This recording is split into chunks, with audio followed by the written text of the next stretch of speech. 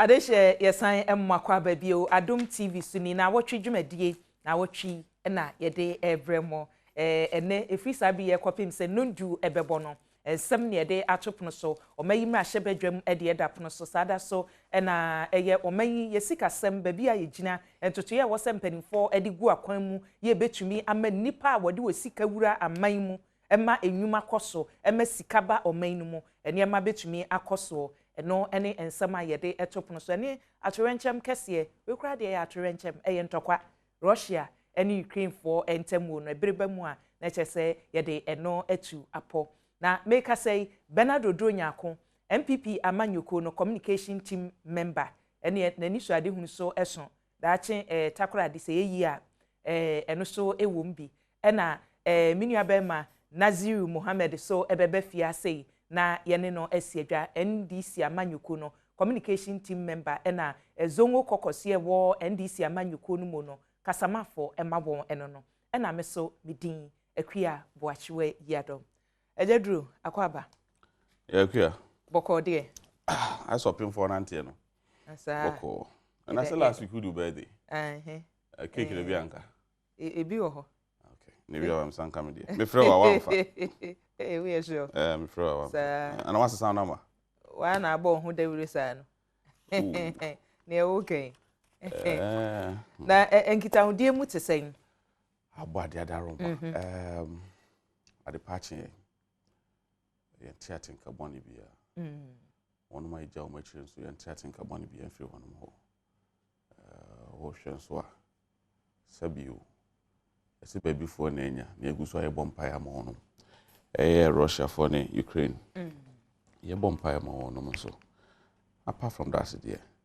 ohwe nyuma pa na nando dan kwakufu ado so e de aguso a oye oboa I na ye me wan wase papa ye oda na se onda because and I mean free takrade it was around 7 no it was around 8 checking in about me here no so aba na me hwe papa na nanti no so abe drew takrade airport me hwe nanti pa adudi e de ato from honum na I na wan say that 15 years ana and nyuma power you could see say fresh ideas and ahoden bi woni mu ode ye ne nyuma yankopon na yi na maye yankopon na de na che oye nyuma pa de boa Ghana man ti dia me meka na say Ghana fo yemfa mpaibo ene abodichere right we should take time we should exercise patience ne yemfa entai na nado dan kwakufu ado ene MPP fo achi ne nyuma pa na me nim say bibia be koso yi kakra menim se efia so ye hwe amnone ensem so na no nkrata wode ebetu dwa Ukraine and Russia man no entem nenso ye yi egu firi mu a ye yi adesuafo over 1000 ye se wonu mu ya na che say ehu abam emma ewom memma ewom ye se bi kura etumi ananti afi Ukraine a wabedru Poland man mu hwe se kwanya ye betumi afa so ede wabedru oman Ghana mu santokwa yi ne emunsem ejadru ekwe hu sa ntokwa we anyway ma memfa enchia ma Ghana fo a ana wo se ma enchia Ghana fo me enchia Ghana fo agibrehwe ya no pay meche MPP amayeko takrade ya started ye internal elections ebeto nkrama wonum se oma bibia nya agibrehwe elections wo ye den onya no smooth so matter forms ya na oh meaning so ma pick forms but as to say we be toy na one to there I have no fact to that and tie beto to ashe say my process no enya adwobro internal elections enye popo bia nti e beto to ashe bia so ma you see with the issue na eda honum sisi ano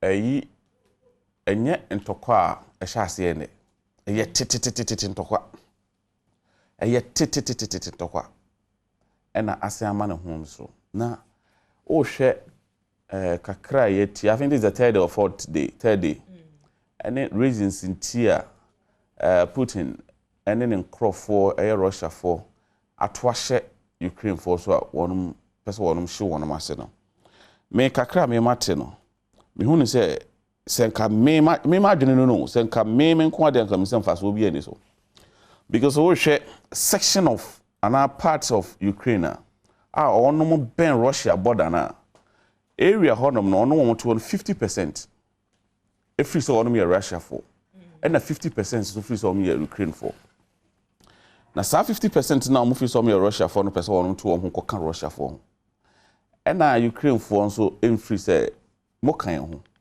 na ye mamotemo ho a ede ntawantawa ne ade beba and na papa a office na basa mu adin eye Putin and so say what tete me manfo me question is ede na kire so mo ye wo manfo ye ne wo ka kasakoro ye nte wo man mu boda ekura ye te so ne ye ne wo bohye na wo adwene ne say wo ye me manfo enti Ukraine for tete ono.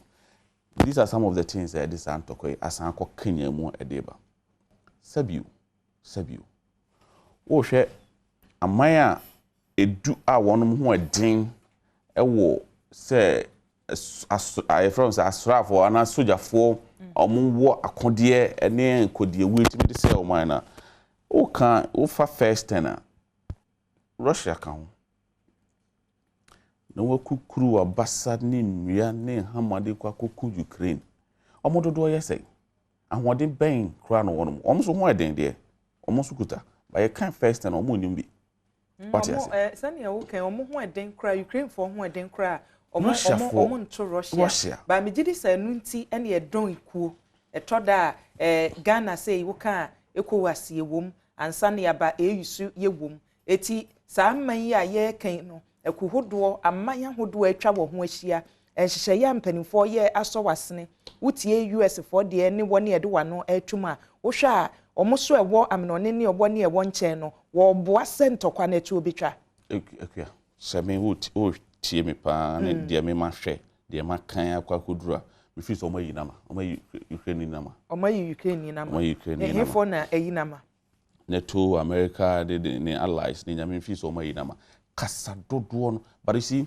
America for timi ascension Russia for in a way wo hwɛ sisi a Russian omo currency no depreciate abafom Putin ma asset wo US omo de onom sa atoso omo banks a omo nye adwuma sisi a but emfa hwe na koma aiding Putin akoma aiding ono se wo a wonim na wo beka bi no o de na asem beba so nti de nko na Ukraine for de aye na me hu se bibi wo ho eno ho asem de beba so ekire da achi bi yen hwe ye ya de hye no ewom wo na dru sabri a yese ne ewo su esu naniwa Ghana fo bi ewo ho adesuafo ye wo ho yese sa adesuafo no nko aye over 1000 a nipa bi so be wo ho e bi anye school nti no okoye omo so akobo omo sesen wo ho yense oman Ghana nhyehyɛ ye ayeye ne ye de aboy ade hye no ho eban aban a wote so Bernard ekua wo say mahu communicate be circulate wo menya sure say be MPP platform person because enye MPP for man ko an go ho Ghana for man ene wo ho ti menya sure say akwachi say wo was communicate ne bi so na say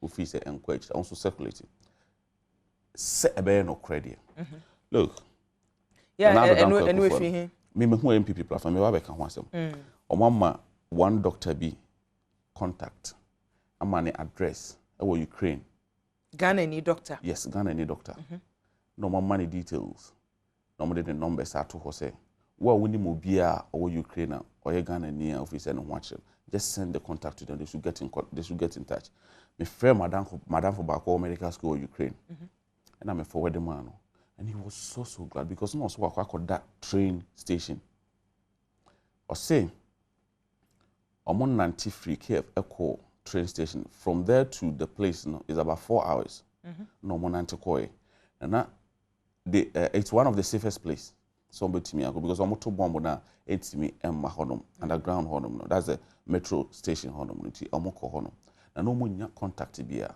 numbers na no mo one your friend is saying students leaders no omo numbers na no mo na no mo ne omo communicate but to get the number and also circulated their money now for and they called the man picked and all reach out to them look Ghana ban ain't even for plane enko at this material moment enko evacuate on free because the airspace is not safe abia na passenger plane echo one be hu say abia no so ba be attack afane bi and as enti sa krampo na bia in the course of omo to omo bomb na akwa crash another disaster enti de ebetimi ayes and as de yen ebetimi ayene say yen sending numbers in famo meaning say enye the whole of Ukraine and asa ntokwa ni a section of it there wo hwe omo target na mainly Kiev capital town and they should move out of omoni Poland eboshie omoni Hungary eboshie they should move closer to those areas, you know. Then they can cross. It will not be difficult for them to cross to Hungary, Poland, and include Kayana, Akano. So we move it to Hona. We have other agencies who are they are Ghanaians, ambassadors, and the consulate who are supported. And so I get in touch with those around the borders.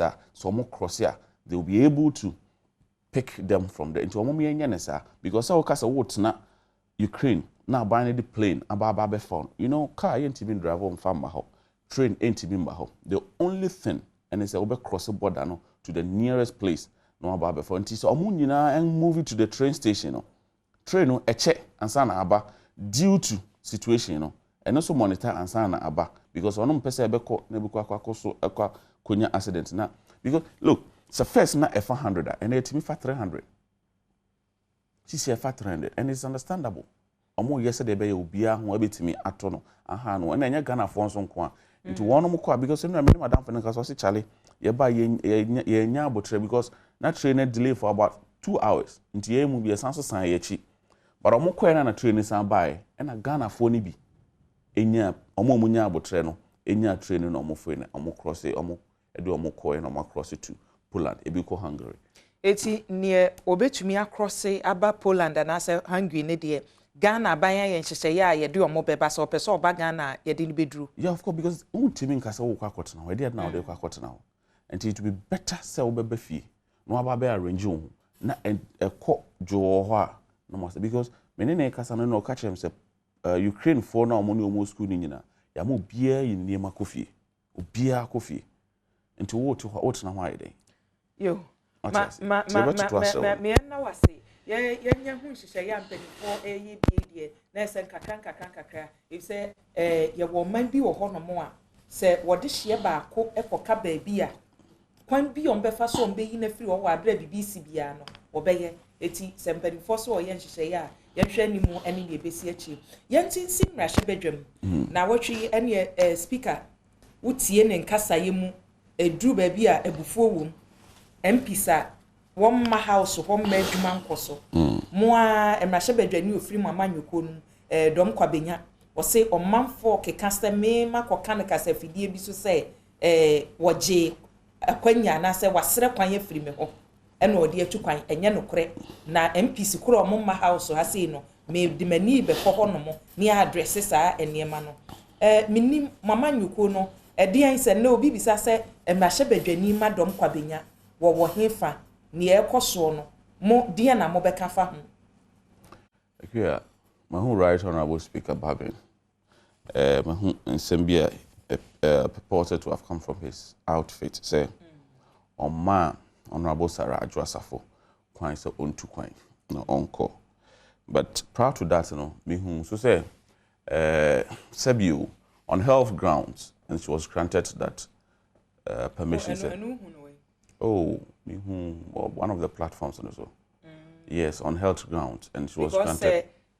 Bamrahye badwafo ne wadwuma yemu a enye platforms asem wo komrahye badwam ho no mo a omo order paper kwan ya obefa so aye omo adwuma vote of proceedings ne ne omo ye no ewom MPs no wo a wabafie ho no mo ye omo a mo baaye mo ama na mo sere kwan mu ama na mansere kwan no ewo ho no mo eno na MP Mahye cha me ka say wo kosa nkrata ni nyina mu a ni din wo omo a oma na o mansere kwan no emu nti omo ye ne den eno nti na mi bisa mo say mo mama nyuku no mache se mo Mahye badwani no owo hefa because ni omo ye ne den na mka cha o say on behwe na o ma address sa problem no if say some the constitution na ye adwuma or absent no more than 15 working days yeah was a privileges committee na was ye de no ko kwan ye was o mo de no fa so no eno wo mo ho ba mo so as a party no mo mama nyoko no na mo de na gina mo ticket so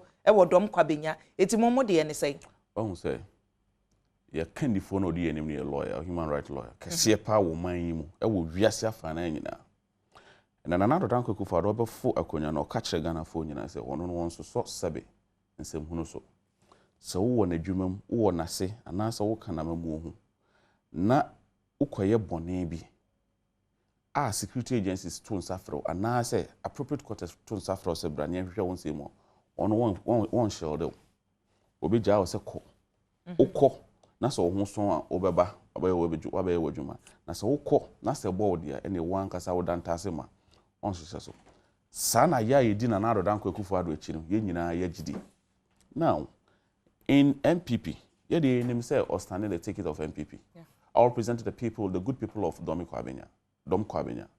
Ye any problem oye member odi anim odi Dom Kwabenya for anim on the ticket of MPP into a MPP who MPP is recognized so that the fact is so MPP who doesn't mean that we control her.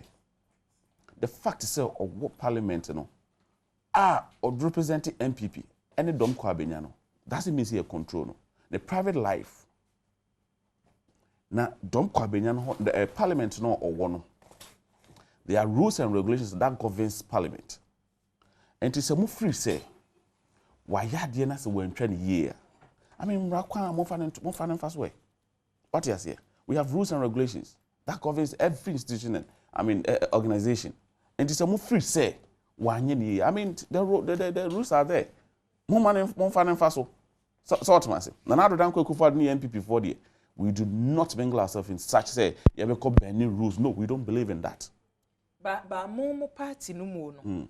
Se mo de obi gina manam se Bernardo Nyako ye de wo gina takrade se nei se nkasa na tie na se adwuma no a party na hwesa obeye amatima sustain seat no wakọ parliament ono mo ye hu ho constituency for bob na mo party no in your constitution amode ye adwuma no bibia ni ho no mo amutumi de ye say nipa no ana say bi kura mo bisa no ma communicate to nipa na e wo constituency won say oh ebi amomra hye badwani no we na ekoso just to say mo be maintain seat no eno party ni mu ni hweye o kura say kasi ye ni hweye na ye abranya me en kasi ye ni hweye o ye ne ya reach out to only so a minister gender yes they are reaching out to her now or seek permission from the appropriate quarters to go and seek yes in the bar yare mo oko America ko pay surgery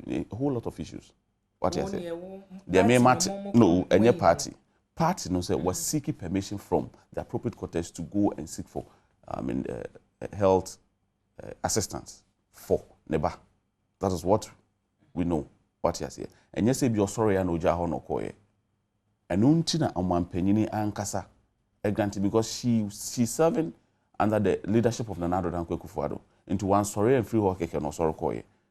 She shared that painful get in touch with her. Yatitin same baby, but you see, every multi radio so can't send for us. Why is it? That is not the stand of MPP. Yeah, in himself parliamentarian will be a representing party no. Ewo mrashe bedwem ogina Dom Kwabenya for enim ono so ebone dwuma. Na bibinti eno oni parliament, but we know that she's coming to parliament very soon. Very soon. Yes. Soon no yedabe. Oh, betimi ayo china chi, but we know that she's coming to parliament. Abisanfo yegu so Adom TV na watch dwumadi Asempa FM 94.7 FM so yedem live e wo hono ene wo ba YouTube abetumi ahwe live Adom TV live on YouTube ubetumi ahwe na wadwenche wodi bi ato hono mo NDC amanyoko no anamsi ni oye communication team member zongo kokosi e wo NDC amanyoko no mo so no kasamafo emabon Naziru Mohammed Edufia ha Naziru akwaba yenia nya be makoko de alhamdulillah nya wanwene gu bo no nya asem ketwa ya jeni ya odi gu bo nya asem ketwa with your uncle ho and the storms of life enti as the Nana Addo remain the president say ship no kwa uncle no bobo Hodi. And I think I said, would your uncle hold? Oh, would you hold nearby one day and I hold it? Yeah, more aquabe, Yakaja Gumanisa, and I shall see a free and my bedroom, Tiawa on Ukraine, Russia, Nafe, Yentis, my bedroom, and Koyeni. Well, Ukraine, Russia, they make us as a country, say, yeah, members of NATO. NATO, so I'm we are suffering in a position. Let's just say, yes, we are position on because any contrary position as NATO member selected country of NATO. Inti yenina ebeka say adia Russia ye no enye bibia ebe asumdie bebre ewiase afade nyina. Me de bia beka say ntokwa ye start a utimu sene ye start. Na emu sene ye bewie no. Empre bebre no na eye de wo ho. Wiase bibia strategic location of Russia, strategic yebeza supplies awdema Europe ni ye keka ho.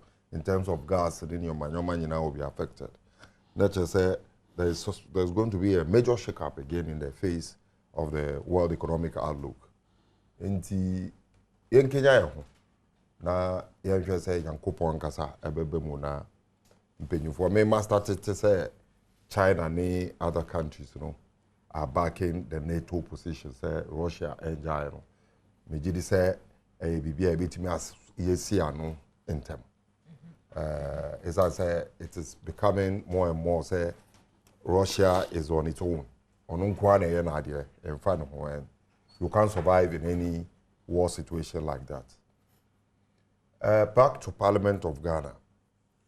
When him say democracy, I can democracy. Kabima minkebi yina.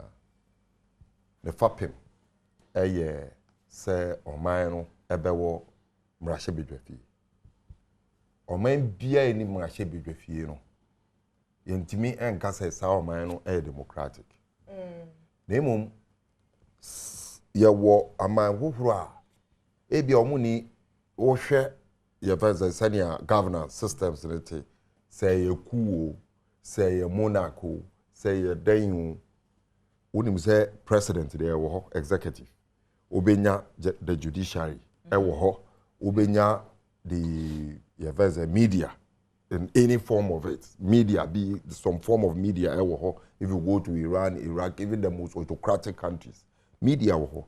Nemo mrashe bedwefie any honti na yentimi mfresa or my whole democratic. Inti mrashe bedwefie eye bibia ye very important to obi biara. Ono de officer opeso obo democracy ho ban. Inti se bibi to chiba mrashe bedwefie a na eye assault to the democracy yanyina ye protecting. I say so because say yeti o man na say obi timi ehyenebo e ka say member parliament na asem a media me fi say obi kura timi betimi di na court ne constituency no say me soma o say ko represent me na want to me and represent me menim the ntia won represent me but niema the situation with Adwoa Safo no abeye ne wo ho no ene say yes indeed MPP for epe vote no epe numbers no just so they can pass their e-levy until omba no won't Ghanaians also think say also doesn't support e-levy.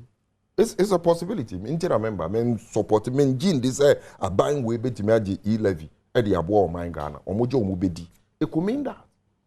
It could also mean say omba no in say bi wo ho a ono fi say this is the time I would betimi dey nya aban because we aban no e ya aban a o ka asem a otumi tuntu so no wasan better free obi a be hunu sa with this aban. I can give you several examples even in parliament alone. Today the second deputy speaker of parliament oye MPP ni mapa MPP for pamo Nanado Danko Akufo-Addo ebie ne mutum enye me na America enye se ye propaganda ya na obie ne mutum e ka se sa papa na de NPP ni ono ne aban no they don't have anything to do with him. Ye wie ye na enye omo na omo pa na cho ya sa deputy speaker aka ho ama no nti aban no so ade a wo pene na wakobisa because aban no has become so weak to the extent so be sorry and you on because my team penny will be brave.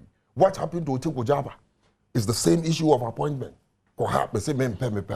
So there is no central authority. That is the message to every discerning mind now, owning politics, any governance. Say Abino doesn't have control over its own people. To even say something way better one, the way better one, I say akwe busia chenfa. Obia sorry ya. Say na wo kan na you. Say Abino ni control no. Na wa me ate ase say ye ka any democratic state ebetumi aka say on my way adekabimam ka bia mamu atwemu a wo mra hye badwa no eye central point di mu akotene. Eti emra hye badwa no ye say monyam adwuma executive no wo de ansa na judiciary no ni media ne aka no so abeba. Enei se me fan say aban no ye weak se ne wo Kenya emra hye badwa no won hyehyeye constitution no ne ka fa say se emra hye badwa ni bi amma enne maako edunu mu a dia na sese ye de ye no emra hye badwa mu achi amehina agi atum say wansere kwan ya mfiri me honomo enti ne ye te ho ye den emra hye badwa no soso mfonso oni ho. In America, say, what they are some at ourselves, because that is exactly what should happen. Yet, young cranny, because you who saw my opinion, Casancasa Chocrata, Emma, Sa Mrashebedra, Nino, Yakan, who has some to say, Honorable Adwoa Safo. Say, Wamana Quine, say, Uncle Nabu Trio, and Adwoa, you will be our umbra, and beg the position. Oh, my opinion, Casana Troy. Or trust Uncle Edu obey. Of course. Oh, okay. Of course, that is what my opinion said. Ama Mameno at the hope. And say, MB before my artist, say, I did all yen. And yet, one more pair and the consequence for one. Then we begin to ask fundamental questions. Why and a baboyama ya achieve the objective of finding out the reason why I own you. But I'm sorry here, I was born homebody in Kakra, Kennedy Japan. Kennedy Japan, Casa no walk, Honorable Kennedy Japan, Obepi Musa, Sikan, Yama name. Don't you think we must investigate the money immediately? Cry answer you the entire one because we are talking E-levy. Your Casa or Mino is going into a crunch. Sika crying to me, don't you think we must investigate that? Beyond that, now what besides Kennedy Japan, Ankasa, what is his record in the parliament? Today, we are being told by no less a person, by ranking member foreign affairs for the minority, Honorable Okujato Blakwa, that one kasa or kasa ye Kennedy Japan ni more mokeka home for 82 days. No money parliament without the permission of parliament. 82 above 2 months. Above pursue me. Sika ye come home sense me. We were here when the first attempt to push the E-levy. One more confirm Kennedy Japan. Free first abuchiri ebaye. Abaye no ni twa.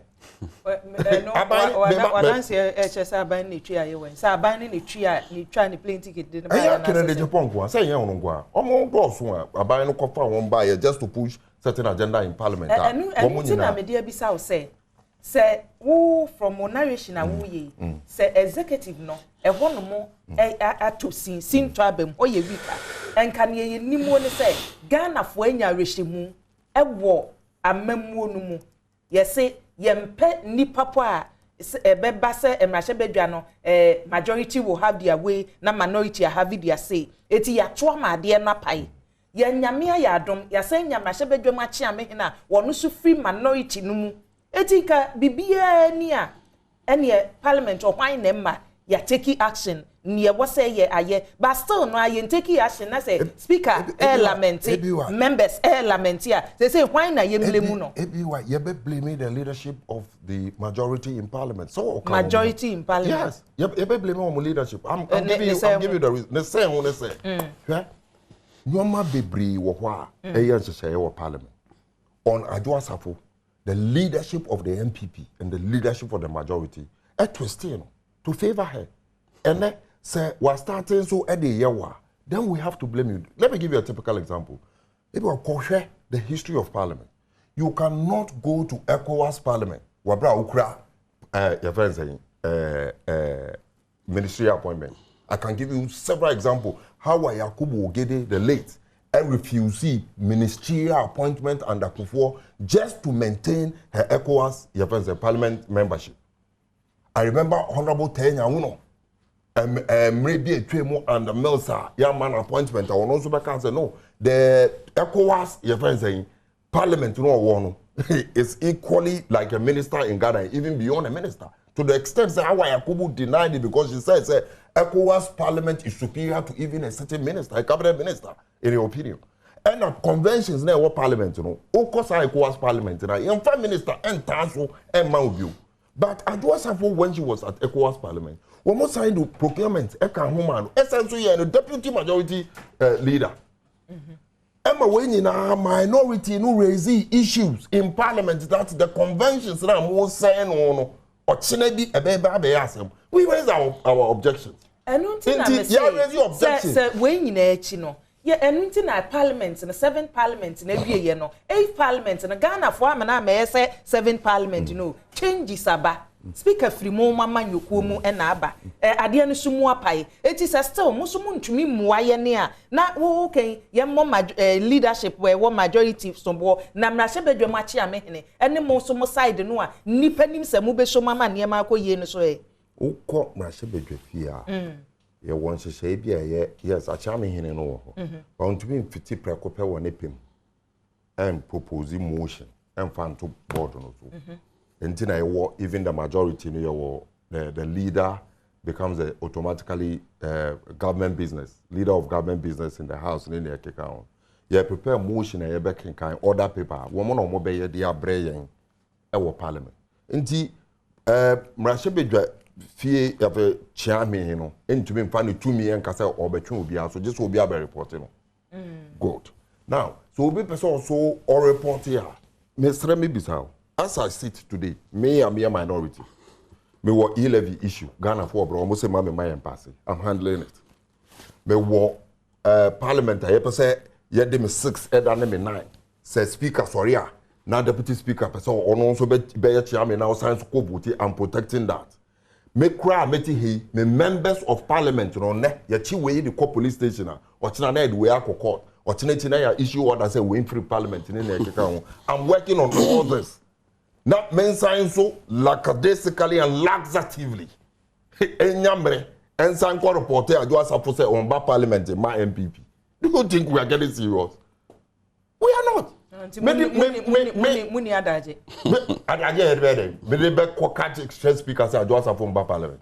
Muni adaje. Say adaje dey be bi. Mom side no muni adaje, minority side no muni adaje. Adaje e wono ene say e-levy ene sikadada ne ye say COVID levy any COVID sika ye jeje ye no e bia fa baby ye adaje e won ye de koye sa investigation no ama Ghana fo nya hu sika na amanfo fa di no ye de aba ama Ghana ho enya ho mfaso enye Adwoa Safo ho na ye ba tra se aka se wan ba parliament ndi ye ko report ya ma parliament Adwoa Safo won constituents and am say omo raise issues the constituents no MPP fo oti MPP fo ankasa raise issues I heard MPP executives communicators I mean what now I want raise issues I catch MPP for say send ya mo ye no parliament mo sign back constituency ye nyina ye catch them say anka mo maye ma competition ye friends say the former speaker of parliament ne ba no Makokwe ye de ne ba say anka mo maye nsesa Adwoa Safo na party ni nyina akabo mu I remember Osowusu was there if I say credit Japan party payfo no mo koye ni mo beye bia mo de Adwoa Safo with 6 votes. No more Ghana phobium to represent the people of Domikwabida. In all this, what have I caused as NDC for me to also leave the good people of Ghana, leave the most important issue? Now, Mekwako dealing with the trivia. I can't do that. We are not talking about Adwoa Safo say Adwoa Safo niye yinesi ho niyeka. The parliament as an institution, no. So umbetumi aye omedwuma.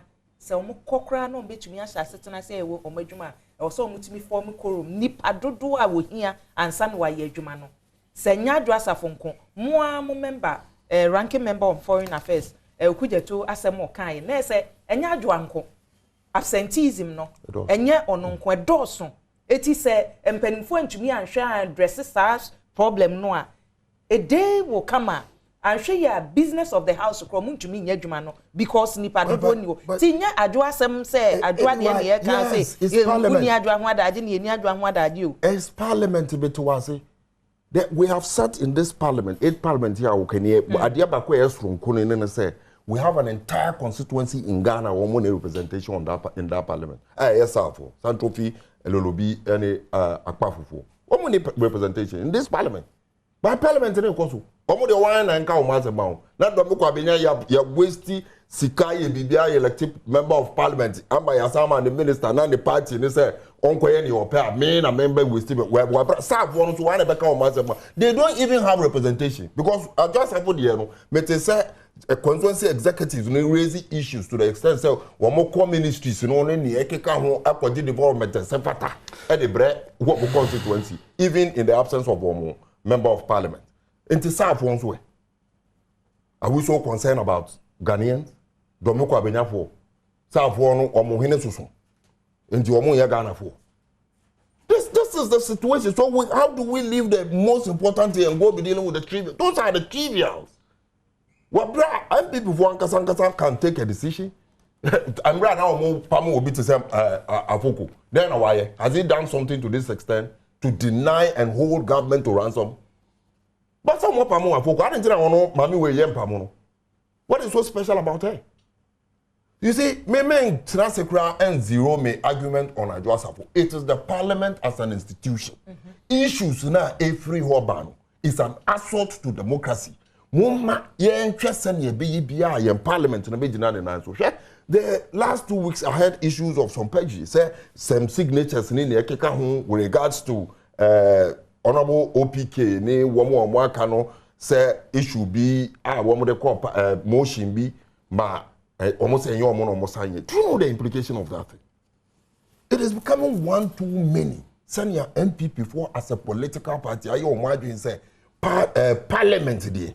Umu say no and a better Ghana for into a mobile biara one best parliament. Let us put it on record, everyone. And I say this and challenge anybody who is in Ghana who can tell me that this is not true. That in Parliament of Ghana today, and in Guasia Tari and Parliament, whoever Pimunda Yentimi MP Pamfree, say a sitting member of Parliament or MPP took a Brubone to a Butri Mayetrim. Sitting member of Parliament. Assault to Parliament. Why is MPP deliberately determined? Say, when we go in Parliament today, I've told you the importance of Parliament in every democracy. If Parliament if Parliament a free night and I do the Shuma or Mama and for a quarter hour, why am I dear chin? Near Caesar and a journal. Your mobile pa hotel. Ye nye bio ene ya be sin ne no ye betumi aka yi mo mafiri mo say parliament ne say ni maguase a both sides NDC MPP ne e wo twe speaker akonwa ne e wo fa ballot papers hye nanum o hwe ne e chese ntokwa e koso ho no ye betumi aka atwetwa mu sa wo me nhwe na asem no ne po no say emrahye badwa no say na wo se hwe ye no e say speaker Nnawotwe ni nsem okaye no oka na omo ankasa de ebu omo fo se ya nso ye nyina ye na so anya dwuma bosome miensa chiri no anhwe ye kura sika wo se ye de tua adwuma e foka ye nya na so onu ahu se omo adwuma omo ye ne sinto wom eniema nkoyie etie no wo de kwa kwesi na na ne odi nu bone kwan ya wo se ye fa so na ye ma mrahye bedwa ni gina no na ziru bohona memfa unsi na menko nu abema so exactly me strategic management kakra omo chere me say opese o solve a problem this is a problem I say the cause of the problem cause of the problem now solving the problem becomes easy but when who cause of the problem now we try to be solving the problem and we are firefighting the problem will even consume you yourself so let's find the cause of the problem. I am putting it here say for a sitting member of parliament to take hard drugs, I've never seen some in any parliament of the world. If parliament, parliament of the Republic of Ghana, be it first or second. Kwame Nkrumah was president of Ghana. For the Republic of Ghana in 1957, he still remained a former president of the Republic of Ghana. Is it first or second or eighth parliament? Bastardization of parliament is parliament. Team member. Odonya kotia wana fe yenti ensi kwan ya befa so yesika semu o hwe ensemo na zero akan ni nyina odi ahonwan ya nanka opeso kan semba wantimi anka I feel bad now they about majority. So first, not mostly a majority, but thankfully to God, I admit to say a majority. Praise be to God. Now, he's trying to tell the good people of Ghana, say, right speaker a week. That is exactly what he's trying to say. Because, okay, I said there are rules and regulations governing every institution. And he is the leader. Your majority side and your minority, but they all subject to speaker. So what I say? A ban is saying, and a papa when you matifi. You say a number prior profinity. Would say the Mashibja phony be can. Clearly, speaker, what take his side, NDC ni. On one casan's waka. Say or no dear. Clearly, no, you can't end this by parliament. And you could see from his demeanor.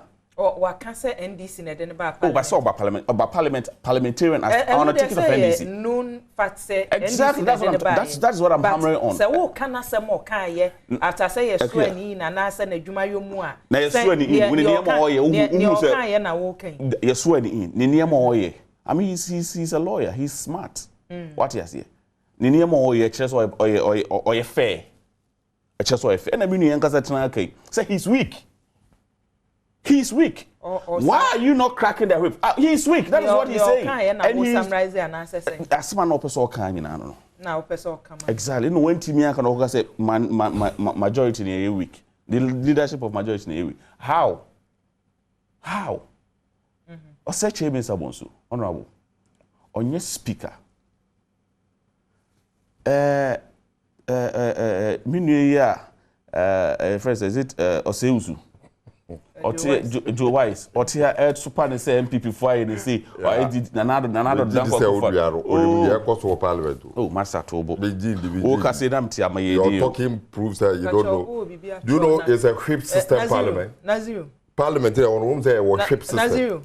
Naziru. Oh, Cassano, Naziru, Shamani. Oh, Cassano, oh, be not Troy, and Tibis, oh, be a Tro. And or tia some more Kenyan and say, Bagbin a week. Bagbin a week. Na yaka, and yaka, ye only des Ababe lidi. Na 8th parliament idi. Or no Kasaka, so a week. Because what kind of catch us, we have rules and regulations. Governor, Marco Quay, the immediate past speaker. You could see that he was fair and parliament. I mean, things were moving on there. Yeah, said you speaker, dear, no. Dear, now, what did he say? Was a speaker ye? Yeah, on ye. Nano, honorable Canada, Japan, dear, or debate chuja, near Samuel Lukuja to Blackwa, North Tom Rashebe, Jenny, so dear Barbe chuja, echi. Speaker, no one can say, oh, there be oh, 1 year permission free me honomo. Eti dear na ususu say, oh, and Yananka was a speaker ye way, and 1 year. Speaker Timin sorry pam and Kofa Bam from Adwoa Safo. It will be trigger issue. Parliament, any MPP from Kwanego. NDC, any MPP. Edian almost or more. Some free say 1 year. Ah, speaker, Kase. We have no complaint. One of money namna mo complain. What is the NDC Libya go complain? Say Adwoa Safo parliament. Oku de trouble on parliament. Oku de trouble kwa menye so MPP ni. Correct. Na no eno de aka. Why won't you put into action? Said then, I don't know. We know, said that's you. And you measure. So, yes, said if I number parliament for good 15 working days. Wa for momra parliament in Shishemu. What you say? NDC 40 homeboa. Enti mo twema kene Japan ababe kan MPP for aka ansa na mosomaka. Easy, and never be ha mamon fam wadre. So wonim say nipa na for momra ka. Eye na kujo to black honorable ababe gina na do danko akufu ado tu kwan bia say ni say. Sabiu. Nanko tu kwan konfa kanko. What you say? And yema bi wa mama me enye enwo say ye pe vote nti ne ye keka sabe nsama. Look, se nipa na anye me I'm catching another danko akufu ado ni MPP. We do not condone certain things. Say if the thing is A, let's say it's A. We don't say as if it is A. So anye ni ye or parliamenter. So I disagree with release now purported to come from speaker. No? Say one man, one granting any. I mean, what kind of? I mean, we are idea. No, one just trigger the issue, and then the speaker will also deal with it appropriately. Mo, me da say.